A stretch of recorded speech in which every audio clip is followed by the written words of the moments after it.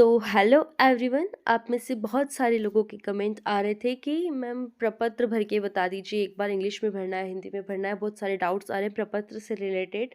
तो मैंने सोचा कि क्यों ना मैं आपको एक वीडियो के माध्यम से आपके सारे डाउट्स क्लियर कर सकूं। जो प्रपत्र है वो आप इंग्लिश में भी भर सकते हैं, हिंदी में भी भर सकते हैं। मैंने इंग्लिश में भरा था क्योंकि मुझे लगा कि अपने जो भी सारे डॉक्यूमेंट्स होते हैं उनमें तो स्पेलिंग वगैरह रहती है और वो सब इंग्लिश में ही रहती है। तो क्यों ना उसकी स्पेलिंग मिस्टेक कुछ ना हो और हम एज इट इज़ लिख सके। जैसे मेरा नाम दिव्या कारपेंटर है, तो दिव्या कारपेंटर हिंदी में तो कहीं लिखा हुआ ही नहीं है, मेरे डॉक्यूमेंट्स में सब में इंग्लिश में ही लिखा हुआ है। तो उसमें स्पेलिंग मिस्टेक ना हो, इस वजह से मैंने उसको इंग्लिश में लिखा है। तो अभ्यर्थी का नाम लिख दिया, उसके बाद पिता का नाम लिखा, जो भी आपके मेन डॉक्यूमेंट्स है उसमें लिखा हुआ है वैसी वैसी स्पेलिंग लिखना आप। और उसके बाद मोबाइल नंबर लिखिए आपके, और विषय लिखिए social science, maths, science, English, Hindi, ऐसे जो भी आपका विषय है वो। पता लिखिए आपका। अ, पते में पिन कोड नहीं लिखेंगे तो चलेगा, बाकी पता थोड़ा सा, जैसे डिस्ट्रिक्ट हो गया, आपकी क्या ब्लॉक लग रहा है आपका और किस स्टेट से है आप वो लिख दीजिए। आपका जो मेन सिटी है और विलेज है जो भी है वो आपका वो लिख दीजिए। उसके बाद चयन प्रवर्ग। देखिए, चयन प्रवर्ग और मूल प्रवर्ग दोनों अलग अलग चीज़ें हैं। जैसे अगर आपने मूल प्रवर्ग आपका EWS है और आपका चयन UR से हुआ है, तो आपका चयन प्रवर्ग में आएगा UR, और आपका जो मूल प्रवर्ग आएगा वो आएगा EWS। ऐसे फॉर एग्जांपल बता रही हूँ मैं आपको। और उसके बाद आपकी ईमेल आईडी जो भी है वो लिख दीजिए। और उसके बाद टेट की अंक सूची। टेट की अंक सूची, यहाँ जो भी विषय है आपका वो लिखिए, रोल नंबर और एप्लीकेशन नंबर। जैसे टेट की अंक सूची के मैंने रोल नंबर लिखे थे और चयन की अंक सूची के मैंने एप्लीकेशन नंबर लिखे थे। टेट की अंक सूची के रोल नंबर लिखने के बाद उसमें कितने अंक आपको आए, और अंक में भी जो जहाँ फाइनल, जैसे मार्कशीट में हमारी 2 अंक है, एक तो प्रोपोर्शनेट है और एक नॉर्मलाइज्ड वाला जो फाइनल स्कोर है। तो फाइनल जहाँ लिख रखा है वो वाला स्कोर आपको लिखना है। किस वर्ष में आपने लिख किया वो लिखिए, 2018 या फिर 2023। उसके बाद चयन परीक्षा की अंक सूची लिखिए, विषय कौन सा था आपका वो लिखिए। दोनों में विषय सेम होना चाहिए, चयन परीक्षा और जो पात्रता परीक्षा, उसमें। उसके बाद उसके एप्लीकेशन नंबर लिखिए, अंक कितने मिले आपको, फाइनल अंक जो थे आपके। उसके बाद परिणाम क्या रहा, आप क्वालिफाइड हुए, आपकी मेरिट क्या आई वो लिख दीजिएगा। और उसके बाद परसेंटाइल क्या बना आपका, पूरा परसेंटाइल लिखिएगा। पॉइंट में भी जो नंबर से वो भी लिखिएगा। उसके बाद प्रवर्ग श्रेणी, अगर आपने आरक्षण लिया है तो आपके आरक्षण का प्रमाण पत्र लिखिए वहाँ पे।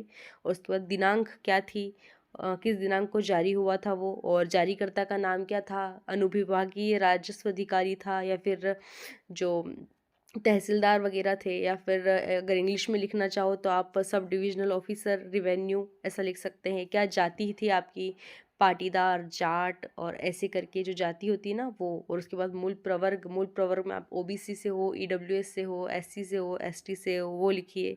उसके बाद हाई स्कूल और हायर सेकेंडरी। तो मैंने यहाँ पे जो जन्म तिथि, जिसमें मेंशन जन्म तिथि है उसको लिखा था मैंने। तो यहाँ मैंने 10th की मार्कशीट लिखी थी, यहाँ पे बोर्ड का नाम लिखा था जो भी मेरा MP बोर्ड है, और उसके बाद प्राप्तांक कितने नंबर आए, कितनों में से, और उसके बाद वर्ष किस ईयर में मैंने उसको पास किया, और जन्म दिनांक यहाँ लिख दी थी। और उसके बाद ये फर्स्ट ईयर के जो भी विषय थे, सेकेंड ईयर के जो विषय थे और थर्ड ईयर के विषय थे, वो सारे यहाँ लिखने हैं।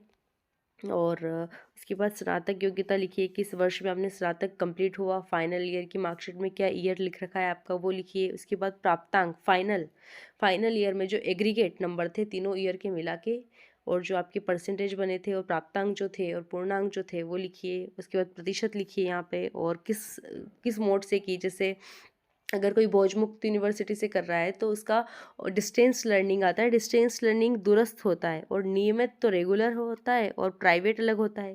तो इस चीज़ का ध्यान रखिएगा। और उसके बाद स्नातकोत्तर, अगर आपने फील किया है तो स्नातकोत्तर की आपको PG की सारी डिटेल्स देनी है।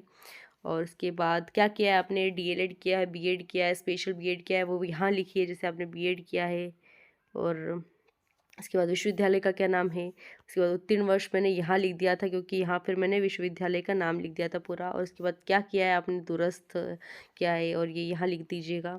उसके बाद अतिथि शिक्षक है तो आप जो भी अपना डिटेल्स है वो दे दीजिए अतिथि शिक्षक की। और जैसे भूतपूर्व सैनिक है तो उसकी डिटेल्स दीजिए, हाँ है, नहीं है। और अगर आपने कुछ जैसे कुछ नहीं भरना है जिसमें, तो उसमें ऐसे ऐसे कर देना है। जैसे मैंने यहाँ कुछ नहीं भरा था तो मैंने ऐसे इसको थोड़ा सा ऐसे कर दिया था कि भाई यहाँ खाली रहेगा। उसके बाद पंजीयन क्रमांक यहाँ से शुरू किया मैंने, यहाँ लिख दिया। उसके बाद दिनांक उसकी यहाँ लिख दी थी, आप यहाँ भी लिख सकते हैं दिनांक। और उसके बाद एनसीसी सर्टिफिकेट है तो उसका क्रमांक लिखिए, जारीकर्ता का नाम लिखिए, श्रेणी लिखिए। और अगर किसी विभाग में है तो उसकी एनओसी वगैरह लिखना पड़ेगा, आपको पद नाम लिखना पड़ेगा।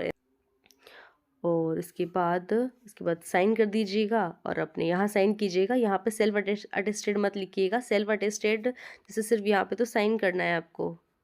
और अपने जो डॉक्यूमेंट्स की फ़ोटोकॉपी पे साइन करेंगे वहाँ पे आप सेल्फ अटेस्टेड भी लिखेंगे। तो बस यही करना है, ज़्यादा आपको चिंता की आवश्यकता नहीं है इसमें। और आपका अच्छे से हो जाएगा, कोई दिक्कत नहीं आएगी। तो अगर आपकी सहूलियत के हिसाब से आप इंग्लिश में प्रेफर करते हो तो इंग्लिश में लिखिए, और हिंदी में लिखना चाहते हो तो हिंदी में लिखिए। दोनों ही सही है, दोनों ही। तो यही तक था आज का वीडियो। मिलते हैं अगले वीडियो में, तब तक के लिए बाय बाय।